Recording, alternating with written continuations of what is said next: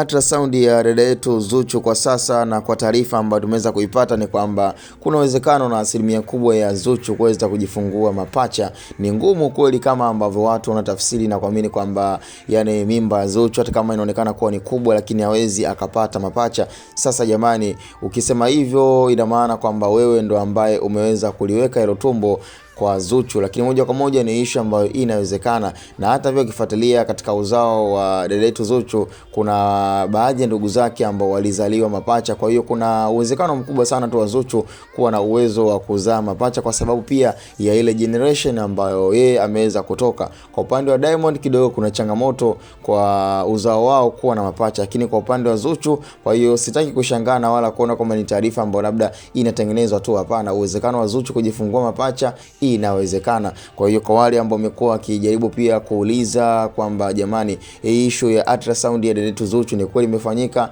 na amegundulika kweli ana mimba mapacha, jamani, ni issue ambayo inawezekana kwa kuwa ni mdada na hata kwenye uzao wao pia wana ndugu ambao pia ni mapacha. Kwa hiyo hatuwezi kushangaa na kuona kama ni jambo la ajabu ambalo haliwezekani. Hapana, kila kitu kinawezekana under the sun, yani chini ya jua jamani, mambo yote yanawezekana. Cha msingi tukutane kwenye upande wa comment ndani ya Bongo Umbea TV, short and clear kuhusu taarifa ya dada yetu Zuhura binti Zuchu.